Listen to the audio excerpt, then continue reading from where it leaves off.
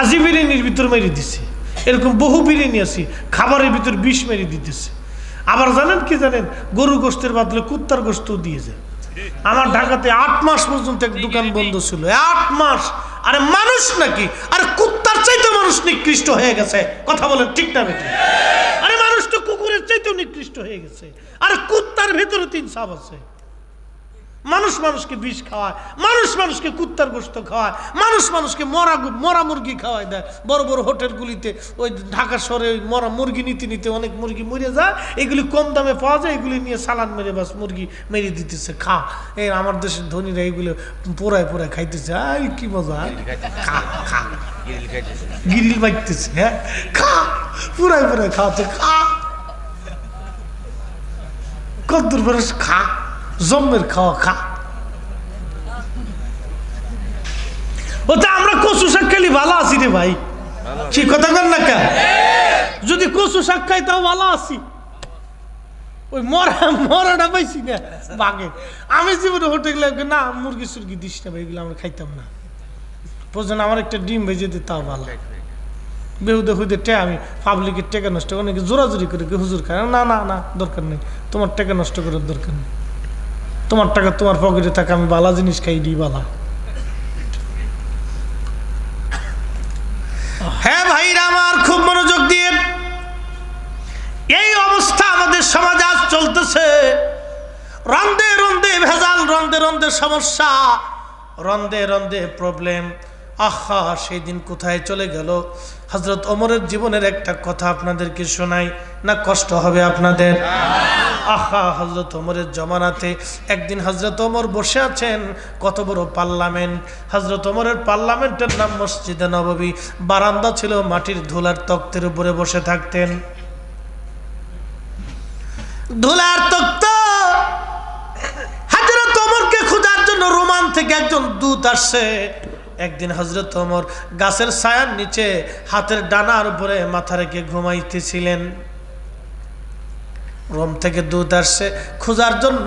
সে ভাবছে মুসলিমদের খেলাফতে বিরাট বড়, মনে হয় বড় বড় বিল্ডিং হবে, আলিশান প্রাসাদ হবে। রোমের দূত এসে খুঁজে, তোমাদের বাদশার খলিফার প্রাসাদ কোন দিকে?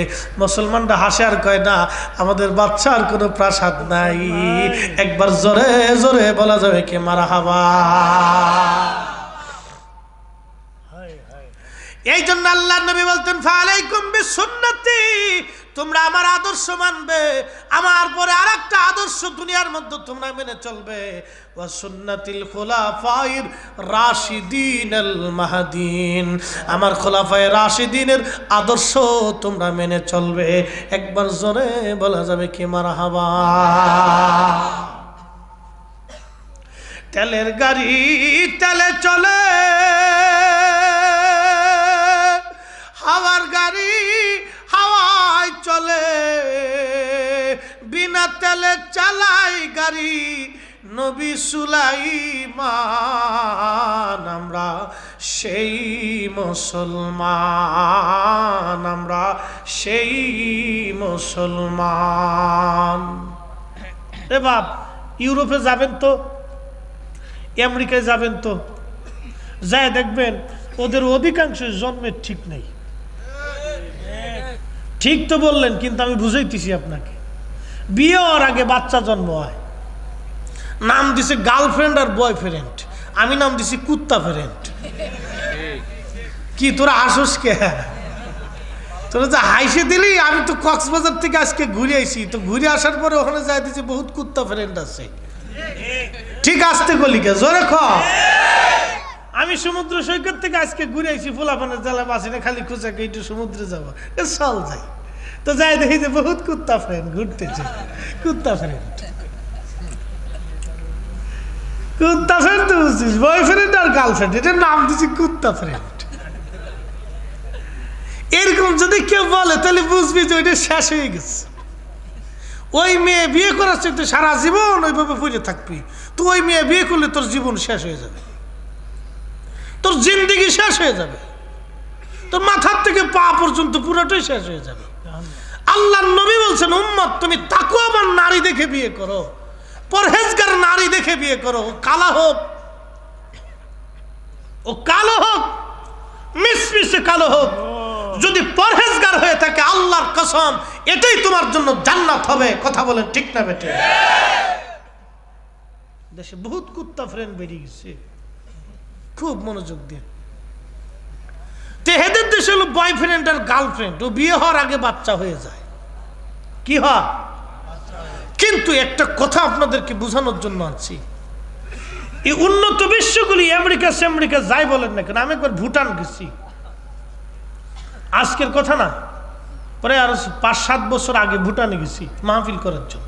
ওই জায়গার থেকে মাহফিল করে ভুটানে গেছি। আমি আজকের পোলা না, কালকে আবার ইন্ডিয়ার ভিসা ওঠানোর জন্য যাব, ভিসা হয়েছে আর কি, মার্চে যাব।